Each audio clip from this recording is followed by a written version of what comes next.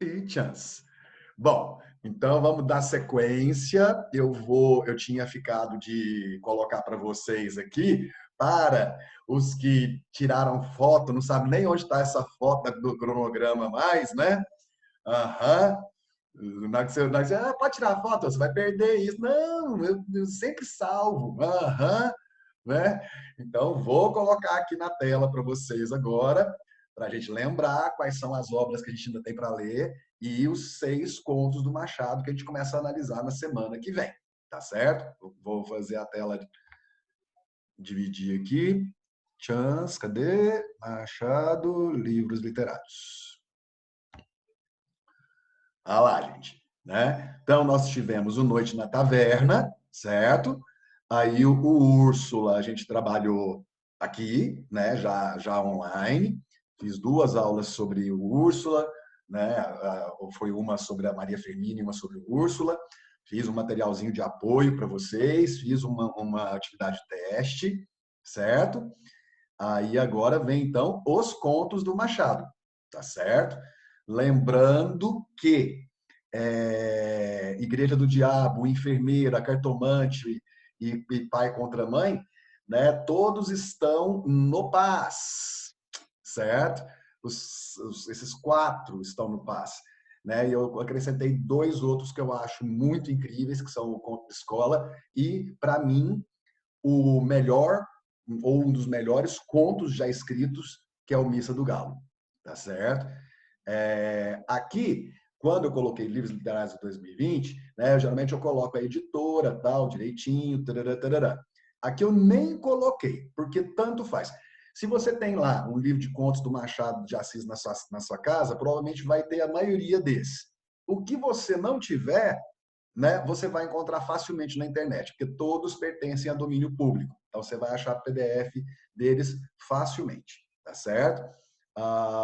Raul, tem algum livro de contos do Machado que tem os 6? Eu não achei, certo? Eu já vi assim, com 4 deles, 5 deles, mas os 6 eu não vi. Mas aí é tranquilo, a gente já vai estar fazendo isso aqui online mesmo, então não tem problema você lê esses contos online. Mas eu preciso que na semana que vem você chegue, né, com a leitura já feita, tá?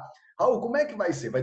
Você vai demorar mais ou menos quanto tempo para analisar esses 6 contos? Provavelmente 3 aulas.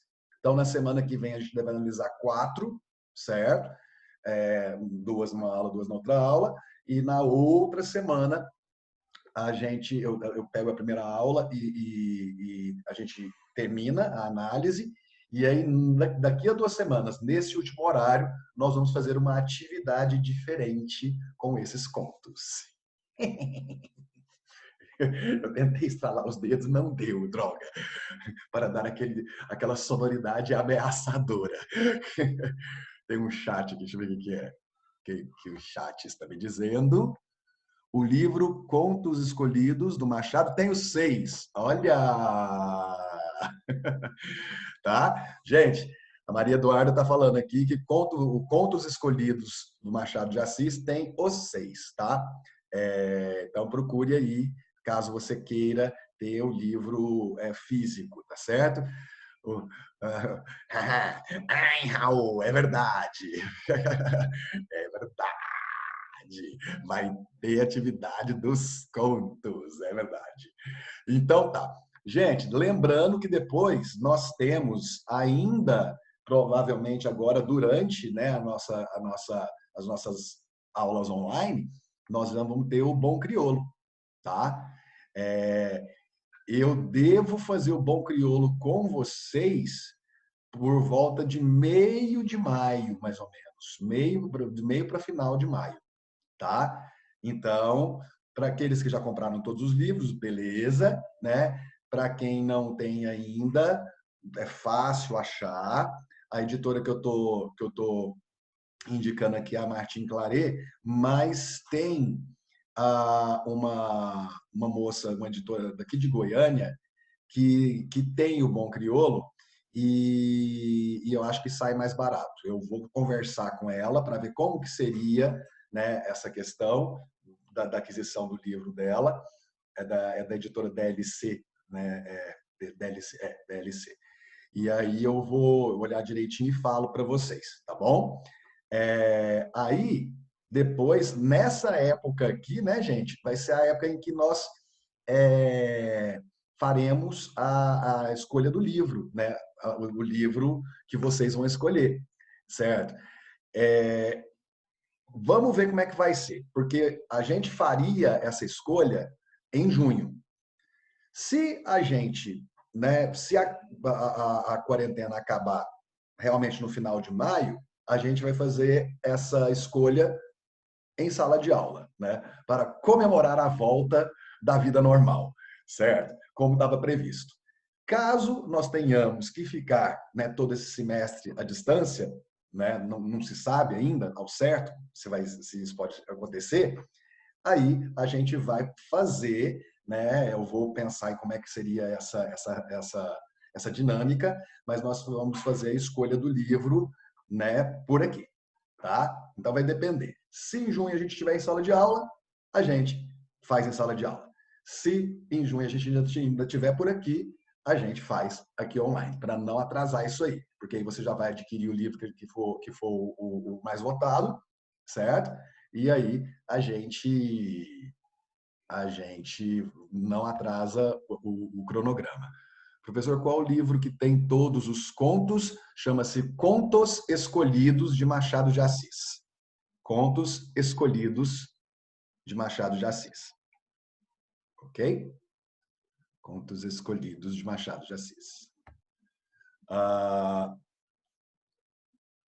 Chance. Então tá. Aí depois então tem o Bom Crioulo. E aí no segundo semestre, o que que vai acontecer? No segundo semestre, peraí, tem alguém aqui? Que é Chance. Obrigada. Maria Eduarda, se você tiver o livro perto de você aí, coloca para mim aqui no chat qual que é a editora, porque aí eu já falo, porque fica mais fácil para o pessoal procurar, tá? Aí depois, gente, nós temos... Chance, peraí. Tá. Chance. Ai, aqui, vai lá. Aí depois nós temos, então, para o segundo semestre, nós temos o Vidas Secas, né? Que vai ser lá para final de setembro, certo? E o Apanhador no Campo de Centeio, que vai ser em novembro, né? Nesse meio tempo, nós temos o trabalho de vanguardas, e em agosto, antes do Vidas Secas, a gente tem a obra que nós vamos escolher e que vai ser a da dinâmica do assassinato, tá certo? Deixa eu ver se você respondeu aqui. Cadê? Opa, vem cá, neném. Gente, tem hora que eu apanho tanto isso aqui ainda. Ah. Eu apanho demais. A editora é a Martim Claret, tá, gente? A editora é a Martim Claret. É a mesma editora, né, aqui do Bom Crioulo, só que essa do Bom Crioulo aqui, eu vou ver se eu consigo lá com a menina, que eu acho que sai mais barato, tá bom? Mas escreve-se dessa forma, Martim Claret, né? Contos Escolhidos de Machado de Assis.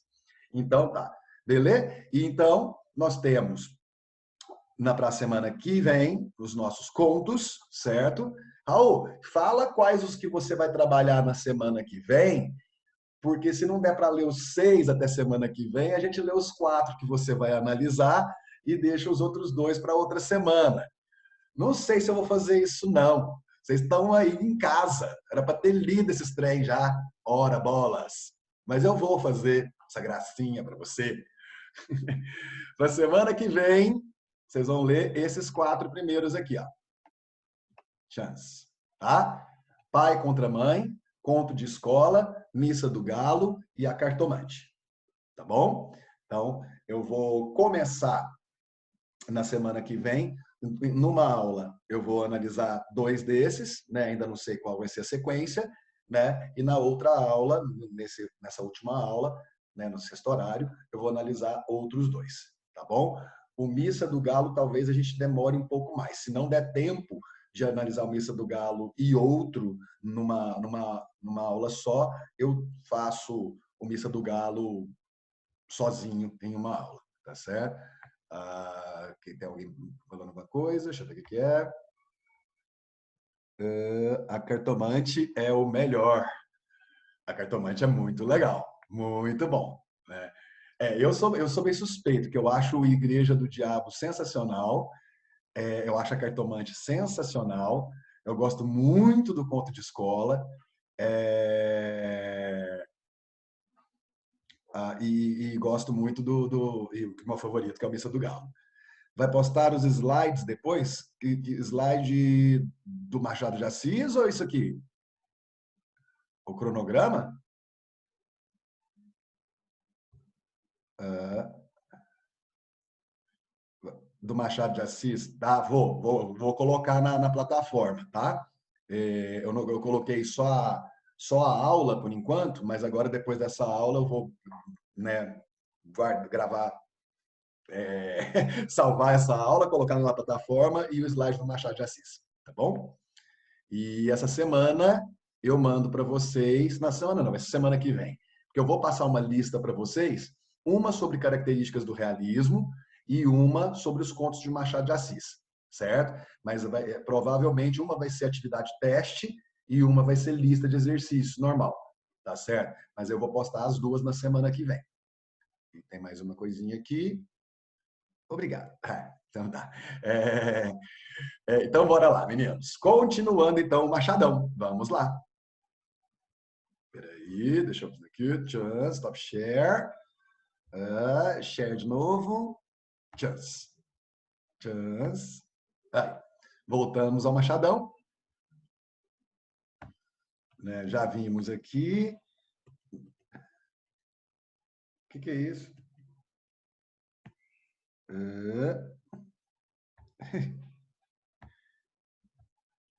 No slide atual. Né? Falamos aqui sobre a Academia Brasileira de Letras, sobre né, o autodidatismo dele, a origem humilde e tudo mais. Né? Essas características da obra machadiana. O Bruxo do Cosme Velho, eu falei que é o bairro, né? Eu falei, inclusive, como que ele vai trabalhar o Rio de Janeiro como um personagem à parte, certo? Foi um mestre da ironia. Lembra que eu falei para vocês, gente? Muito do que os realistas faziam, que era extremamente óbvio às vezes, né? Aquela coisa do preto no branco, da crítica objetiva, né? Sem dar margem para um segundo pensamento, para uma ironia ou para um sarcasmo, o, o Machado vai ter isso de forma bastante visível, né? A ironia, os duplos sentidos, né? As entrelinhas, o subtexto, né? Essa é uma das grandes marcas. Vamos pensar aqui numa das principais uma das principais ideias que mostra essa ironia do Machado de Assis, né? Em Memórias Póstumas de Brás Cubas, ele faz, né, o defunto autor, né? Porque como que funciona Memórias Póstumas de Brás Cubas? Você tem o personagem central, que é o Brás Cubas, que morre e depois de morrer resolve escrever as suas memórias, né? Tem até uma brincadeira no meio acadêmico que é se ele é um autor defunto ou se é um defunto autor. Mas existe a ideia que, na verdade, ele seja um defunto autor, porque ele precisou morrer para se tornar um autor, um escritor, né? E o interessante é que ele próprio coloca a ideia de que é boa a condição de ser um autor que já morreu. Por quê? Porque agora que ele está morto, ele não deve satisfação para ninguém. Olha só já a crítica social, né? A crítica às convenções da sociedade, né? A ideia da preservação da imagem, né? Ou seja, ele não precisa preservar nada disso, ele pode falar o que ele bem entender, de quem ele quiser, como ele quiser, que ele não vai estar sujeito ao julgamento social, uma vez que ele está o quê? Morto.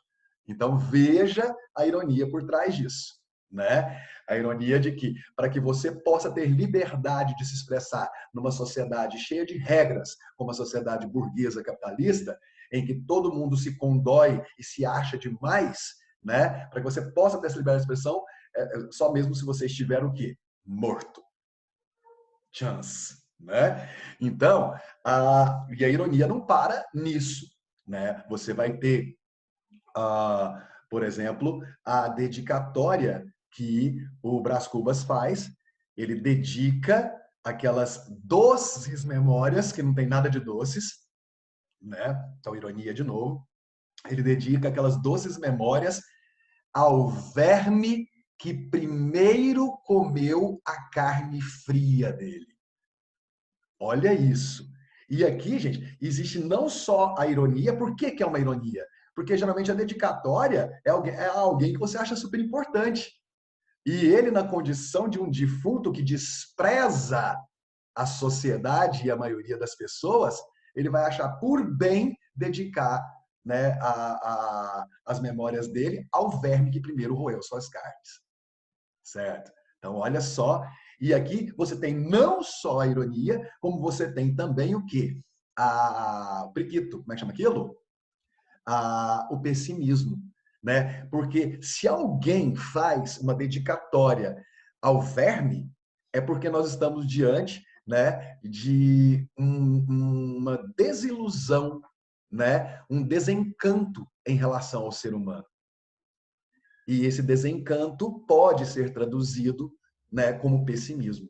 Um pessimismo e uma ironia que vão acompanhar outras obras, como, por exemplo, Quincas Borba, né?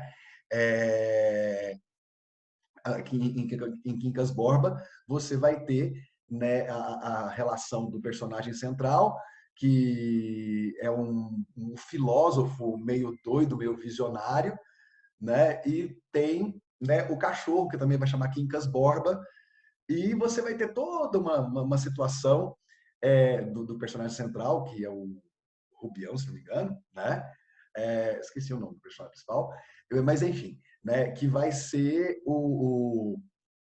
esse cara vai passar por uma ascensão e depois ele vai sofrer uma decadência, certo? E o livro vai falar muito dessa questão do ser humano meio que ser o lobo do próprio homem, né?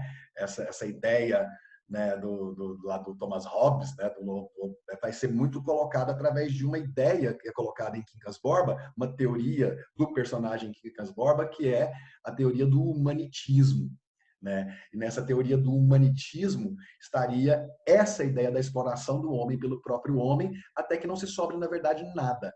Né? É nesse livro que existe uma frase famosa que virou, inclusive, um ditado popular no Brasil, certo? Que é quando, né, ao concluir sobre essa ideia do homem explorar o próprio homem, né, essa falta de empatia e tudo mais, ele fala que numa disputa, né, o que vai sobrar no final das contas para o vencedor são apenas o quê? As batatas.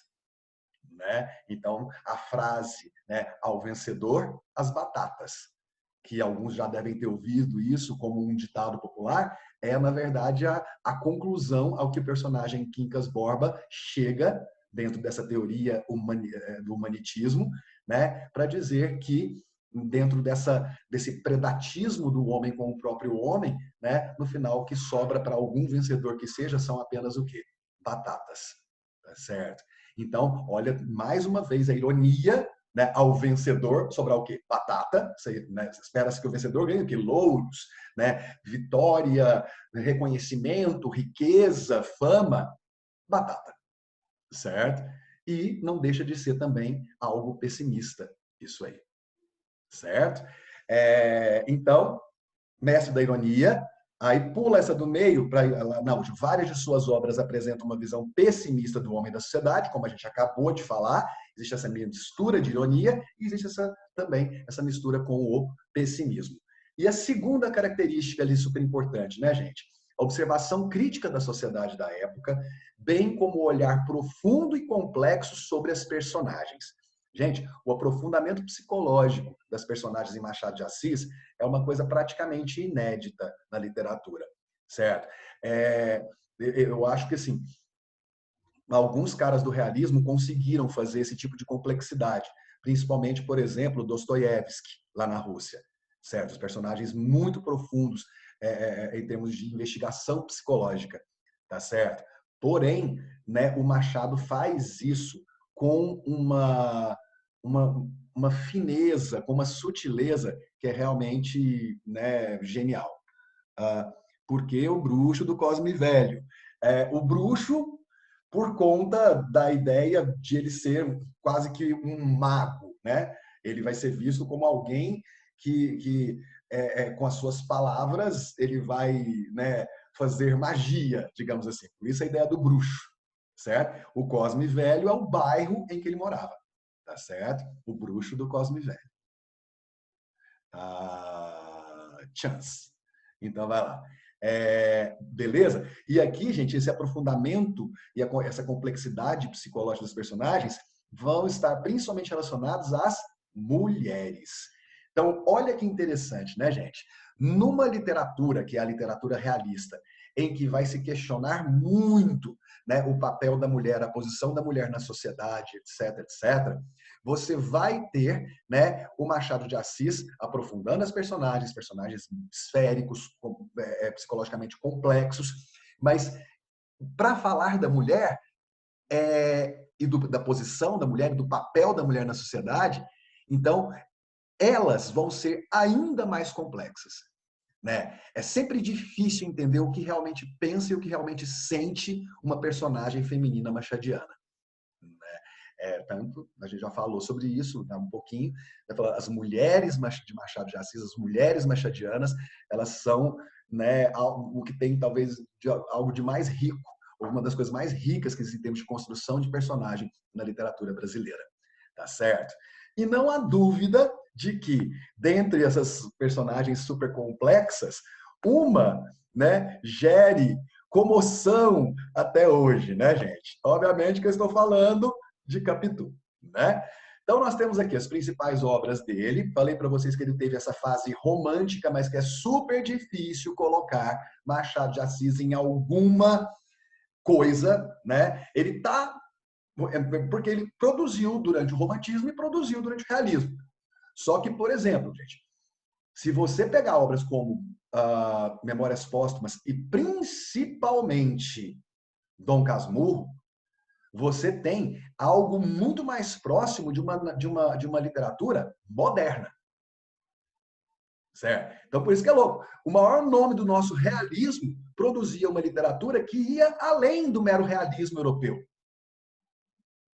Tá entendendo? Mas ele é o grande nome da época, aquela coisa toda. Então, é o realista. Só que o nosso realismo vai ser mais moderno que o realismo europeu por conta de Machado de Assis. Certo? O porquê que Dom Casmurro é um livro moderno? A começar pelo que a gente chama de narrativa cinematográfica. Os capítulos super curtos, né, como se fossem fotogramas que vão se sucedendo em cenas, certo? Então, isso é muito moderno. O cinema estava, né, quando lançou Dom Casmurro, você vai ter de 3 anos que o cinema tinha feito a sua primeira aparição numa exibição lá do trem, chegando na estação lá na França, lá em Paris. Certo? Então, é muito moderno para a época esse tipo de narrativa cênica, cinematográfica, né, com um dinamismo muito grande, a partir do momento em que você tem esses entrecortes, como se fossem cenas, por meio de capítulos curtos que vão se sequenciando, sabe? O cara, enfim, né? Raul, você gosta do Machado de Assis, né? Raul, mas tipo assim, você gosta que tanto? Para mim, Machado é top 5 do mundo, assim. É desse tanto que eu gosto. Ele é top 5 do mundo. Então, temos aqui os livros da chamada fase romântica, né? A Ressurreição, A Mão e a Luva, que é muito bonitinho, Helena, Yaya Garcia. E aí, gente, tem um gap, né? Tem um intervalo de 3 anos e o homem me vem com, então, Memórias Póstumas de Brás Cubas, certo? Que se torna a obra inaugural. E eu tinha falado para vocês já, né? Quincas Borba, Dom Casmurro, os 3 formam a tríade machadiana, né? Esaú e Jacó, Memorial de Aires, obra incompleta porque ele morreu, né? E aí a gente tinha falado aqui de alguns dos contos. Entre esses aqui, nós vamos, né, ler vários, né? Comentei do alienista, né? A teoria do medalhão, a igreja do diabo, a cartomante, o enfermeiro, missa do galo, conto de escola, né? Tantos outros que são muito importantes, né? Só para mostrar que, além de ser um romancista importantíssimo, Machado era um cronista e um contista de altíssimo nível, certo? Talvez um dos maiores contistas que nós tivemos também, além de romancista, tá certo? Chance. Análise geral. Machado de Assis tem como tema comum de seus contos o cotidiano e a vida das pessoas que habitavam o Rio de Janeiro no século XIX. Então, essa ideia da importância da cidade como uma espécie de personagem sobre o qual vai tecer uma crônica, a crônica da cidade do Rio de Janeiro, né? É possível fazer uma análise daquela época através de sua narrativa. Aí tem através de novo, que através de simples histórias revelam os costumes, a forma de socialização, as relações de poder presentes naquela sociedade, certo? Isso, gente, vai ficar muito claro em alguns contos do Machado, né? Essa coisa das relações de poder e da forma de socialização e dos costumes. E aqui eu estou me lembrando demais nesse momento exatamente de Missa do Galo, tá? Que é uma obra que deixa antever de forma bem, sempre sutil, mas assim, mas fica bem claro ao analisar o Missa do Galo, como ele está trabalhando exatamente com essa questão dos costumes, das formas de socialização, das relações de poder, dos papéis sociais na sociedade, né? Os papéis sociais na sociedade, vai lá. E por meio de uma figura, principalmente, ou da interação entre duas figuras, que a gente vai analisar na semana que vem, mas eu falo o nome deles, que é o adolescente Nogueira, né? E a mulher casada, que vê o nome aqui agora, e eu acabei de esquecer, deu branco? Nossa, eu ia falar agora, eu ia falar primeiro o nome dela, aí lembrei o nome do Nogueira e esqueci o nome dela. Enfim, semana que vem eu falo o nome dela. Daqui a pouco vem para minha mente novamente. Tá certo? Então, deixa eu ver se tem mais alguma coisinha aqui. Além de retratar a sociedade, Machado consegue, como poucos, revelar a psique humana. Daí o aprofundamento psicológico do qual nós tínhamos falado, tá certo? Através da ironia, uma marca de seus textos, o autor é capaz de revelar o homem universal. O homem universal. Qual o senhor considera a melhor obra de Machadinho? A melhor é impossível dizer, porque eu acho que ele tem tantas obras-primas que é complicado. Mas, assim, eu tenho alguns dos meus favoritos. O meu conto favorito dele é o Missa do Galo, e o meu romance favorito dele é Dom Casmurro, certo? Mas isso é questão de preferência, sabe? Vai falar, Dom Casmurro é melhor do que Memórias Póstumas de Brás Cubas? Eu não posso afirmar isso, mas eu gosto mais de Dom Casmurro, certo? Então, para mim, Dom Casmurro e o conto Missa do Galo. E só porque eu estou tentando lembrar aqui o tempo todo o nome do personagem principal, não está vendo, não está vindo, mas enfim. Então, peraí, o que foi? Ai, chat. Top. Top. Vai lá. Além de retratar a sociedade, Machado consegue, então, ter essa questão da psique, né? Que eu falei do aprofundamento psicológico, certo? Através da ironia, o autor capaz de revelar o homem universal. Gente, então aquela coisa das histórias que vão ser histórias que vão retratar os costumes, né? Que eram típicas desde o romantismo, né? Os costumes da sociedade burguesa, o estilo de vida, só que com o realismo e principalmente com o Machado de Assis, você vai ter um aprofundamento psicológico que deixa com que esse homem extravase a mera condição de um homem daquele momento, aquele ser humano daquele momento, daquele lugar, certo? Ele se transforma em um ser humano universal. Né? Se a gente lê hoje, em 2020, você vai ver determinadas dúvidas e anseios com os quais a gente simplesmente se identifica até hoje. Porque é do humano, não é de um determinado tempo, não é só do homem ou só da mulher, né? É algo universal. Então, essa universalidade, esse universalismo, né, das ideias, das formas de abordagem da psique humana, isso também é uma característica bem típica de Machado de Assis, certo? Consegue caracterizar tão profundamente as fraquezas do ser humano que seus contos passam a ser universais, fazendo com que qualquer um possa se identificar, né? Finalizando esse raciocínio. Acho que agora acabou. Peraí. Acabou. Então, meninos, bom, aí você tem as várias questões que envolvem, né, a chamada tríade. Opa! Ok. Né? A chamada tríade machadiana, né? A chamada tríade machadiana, como a gente está dizendo, vai ser composta por, né, Memórias Póstumas de Brás Cubas, por Quincas Borba e por Dom Casmurro. Falei um pouquinho sobre, né, essa ideia do defunto autor e da ironia para se fazer a crítica à sociedade da época que você tem em Memórias Póstumas de Brás Cubas. Né? Falei do pessimismo de Quincas Borba, né? Nessa relação do personagem principal com essa teoria do humanitismo. E temos, né, talvez, a obra mais popular, e, no caso, a minha favorita de Machado de Assis, que é Dom Casmurro. Né? É muito louco pensar, gente, o que o Machado de Assis faz em Dom Casmurro. As obras da época, como a gente tem falado reiteradamente, elas vão, né, as obras realistas, elas vão trabalhar o adultério feminino como uma forma de mostrar a mulher buscando sair da gaiola dourada, buscando o quê? A sua autonomia, né? É uma literatura que vai colocar o adultério como uma forma de questionar essa falta de autonomia.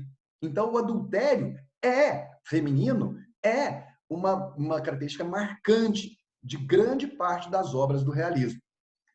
O Machado estava tão na frente, gente, que ele já tinha, obviamente, lido Madame Bovary, Ana Karenina e afins, e ele resolveu que ele queria pegar isso que as pessoas já tinham como pressuposto, a ideia do adultério da mulher, e simplesmente criar uma obra que, a princípio, é sobre adultério, mas que, quando você começa a analisar com um olhar um pouco mais amplo e um pouco mais crítico, você percebe que Dom Casmurro não é um livro sobre adultério, é um livro sobre a dúvida.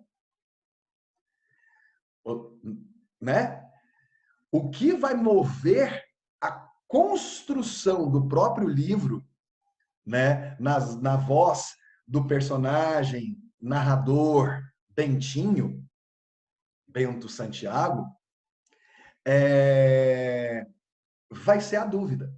Ele diz, né, que ele quer escrever aquele livro para atar as duas pontas da vida, né, para resgatar na velhice a mocidade. E ele fala que ele não consegue nem resgatar o que foi, ou seja, o que aconteceu, e nem o que ele foi. Né? Não consegui resgatar o que foi e nem o que fui, ele fala. Certo? Mas ele, né, e ele coloca em meio a essa coisa do resgatar aquilo que aconteceu, ele coloca exatamente a forma de tentar entender o que aconteceu entre ele e Capitu. A grande amiga da infância, o grande amor da juventude, até o momento em que ele acredita que ela seja uma mulher adúltera, né, que a engana e tudo mais. Junto com... Conceição, Xavier? Conceição. Na hora que eu comecei ali, aí eu lembrei da Conceição. É a Conceição. Tá? Obrigado, Gustavo. E aí, então, você tem essa obra sobre essa dúvida. E interessante observar o seguinte, meninos. Em nenhum momento o Bentinho, narrador, diz ter dúvida do adultério. Só que toda a construção narrativa mostra que, na verdade, ele tem dúvida. Ele tenta fazer da narrativa de Dom Casmurro Numa narrativa para convencer o leitor, até porque o Bentinho é advogado, ele tenta convencer o leitor de que ele está certo ao, né, ter feito o que fez. Ele vai abandonar Capitu, ele vai, enfim, né? Então, por mais que ele tente fazer da narrativa de Dom Casmurro uma tentativa de defesa dele, né? Você percebe permeado no meio da narrativa as dúvidas. Eu não vou falar mais disso agora, porque na semana que vem eu quero falar um pouquinho, né? Eu quero falar um pouquinho sobre essa ideia do traiu ou não traiu. A princípio, gente, a grande questão é: Machado fez uma obra para entrar para a eternidade, para a posteridade, como uma dúvida. Só que existem alguns estudos, que na semana que vem eu vou falar, né? Existem alguns estudos que têm sido bastante, né, vistos com bastante possibilidade, né, pela academia, que tiram essa ideia de que ele não quis deixar claro se houve adultério ou não, que acreditam que ele, na verdade, deixa claro. Só que eu não vou falar no que essas teorias dizem agora. Eu vou falar só na semana que vem. Mas, né, tem estudos para saber se ela... Gente, você não tem noção da quantidade de obras, de teses de mestrado, de teses de doutorado que existem, né, sobre Dom Casmurro e sobre essa narrativa da traição, ou não, certo? Mas tem um negocinho chamado Mizanabim, certo? Que é muito interessante. Depois eu vou contar para vocês de onde vem essa ideia, quem foi o estudioso que colocou essa ideia, como que isso entrou na obra do Machado de Assis, e aí eu vou revelar, de acordo com com esse estudo, né? De acordo com esse estudo, se Capitu traiu ou não. Mas isso é só semana que vem. Agora eu vou almoçar. Queridos, grande abraço, grande beijo para vocês. Semana que vem eu começo a aula falando um pouco mais sobre Dom Casmurro, e na sequência a gente começa a ler os periquitos, a analisar os contos, tá bom? Como é que chama aquilo? Você sabe muito bem que chama esquilo, né? Então, boa semana, meus queridos, né? Até mais. Um beijão. Tchau. Não é lhama, não. Alpaca. Alpaca. A lhama é muito cuspideira. A alpaca é mais educadinha. Saudade também, queridos. Beijão. Tchau, tchau.